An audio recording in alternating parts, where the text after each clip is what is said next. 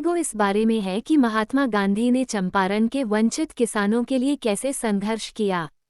वे British बागान मालिकों के बटाईदार थे। किसान दयनीय जीवन जीते थे और नील की खेती करने के समझौते के तहत थे। चूंकि उस समय बिहार में जमींदारी प्रथा थी, इससे उनकी स्थिति खराब हो गई थी। इस प्रकार गांधी जी ने अन्याय के खिलाफ लड़ने का फैसला किया।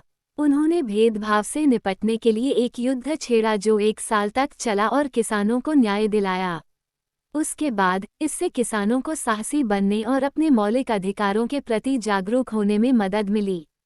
इसके अतिरिक्त गांधी जी ने न केवल राजनीतिक या आर्थिक मुद्दों से निपटने के लिए काम किया, बल्कि उन्होंने सामाजिक मुद्दों को भी उठाया। उन्होंने उन्हें शिक्षा, स्वास्थ्य, स्वच्छता प्रदान करने के लिए काम किया और उन्हें आत्मविश्वास सिखाया। ये कहानी 1916 की है, जहां गांधी चंपारण के गरीब किसानों के एक समूह की मदद के लिए आगे आते हैं। यह इस बात का विवरण देता है कि कैसे उन्होंने उन्हें न्याय और समानता दिलाने के लिए संघर्ष किया। इस प्रकार इसकी शुरुआत चंपारण की अधिकांश कृषि योग्य भूमि से होती है, जो एक बड़ी संपत्ति में विभाजित होती है। संपत्ति के मालिक अंग्रेज हैं और कर्मचारी भारतीय किराएदार हैं। हमें पता चला कि इस भूमि पर मुख्य व्यावसायिक फसल नील है। इसके अलावा हम ये भी देखते हैं कि जमींदार सभी किराएदारों को अपनी नील की 15% खेती करने और पूरी फसल किराए के रूप में जमा करने के लिए मजबूर करते हैं। ऐसा करने के लिए किराएदार एक दीर्घकालिक समझौते के तहत हैं। हालांकि जर्मनी ने सिंथेटिक इंडिगो का विकास शुरू कर दिया है। इस प्रकार अब अंग्रेजों को नील की फसल की आवश्यकता नहीं रही। इस प्रकार गरीब किसान को 15% के समझौते से मुक्त करने के लिए वे मुआवजे की मांग करने लगते हैं। जहां कुछ अशिक्षित किसान इस पर सहमत थे, वहीं अन्य इससे सहमत नहीं थे। इस प्रकार हम देखते हैं कि बटाईदारों में से एक राजकुमार शुक्ला ने गांधी जी से मुलाकात की व्यवस्था की।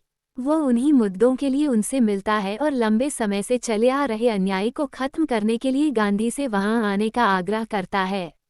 गांधी सहमत हो जाते हैं और बिहार में पटना के लिए ट्रेन में चढ़ जाते हैं। इसके बाद राजकुमार शुक्ला गांधी जी को एक वकील राजेंद्र प्रसाद के घर जाने में मदद करते हैं। चूंकि गांधी सादे कपड़े पहनते थे, इसलिए नौकरों ने उन्हें एक गरीब किसान समझा। इस प्रकार गांधी जी ने किसानों को न्याय दिलाने की कोशिश करने से पहले योजना बनाई। ऐसा इसलिए है क्योंकि ब्रिटिश सरकार राष्ट्रीय नेताओं या प्रदर्शनकारियों को रखने वाले किसी भी व्यक्ति को दंडित कर रही है। इस प्रकार जब गांधी वहां पहुंचे तो उनके आगमन और मिशन की खबर जंगल की आग की तरह पूरे शहर में फैल गई। इसके परिणामस्वरूप बहुत सारे वकील और किसान समूह बड़ी संख्या में उनके समर्थन में आने लगे। नतीजतन वकीलों ने स्वीकार किया कि आरोप काफी ऊंचे हैं और एक गरीब किसान के लिए बहुत अनुचित हैं। तथापि गांधी बटाईदारों से भारी शुल्क वसूलने के लिए उनकी आलोचना कर रहे थे। वह काउंसलिंग पर जोर दे रही थी क्योंकि इससे किसानों को लड़ने का आत्मविश्वास मिलेगा। उनका डर। इस प्रकार वो किसानों के लिए 1 साल की लंबी लड़ाई के बाद न्याय पाने में सफल होता है। वह गरीबों के परिवारों के लिए शिक्षा, स्वास्थ्य और स्वच्छता की भी व्यवस्था की है। किसान। अंत में वो उन्हें आत्मनिर्भरता और आत्मविश्वास का पाठ पढ़ाते हैं। कंक्लूजन सारांश में इंडिगो सारांश में हम सीखते हैं कि कैसे गांधी जी ने भारत को आज़ाद कराने में केवल मदद ही नहीं की, लेकिन शुरू से ही अपने देशवासियों की भलाई के लिए काम करते रहे। समर्थन के लिए बटन को लाइक करें।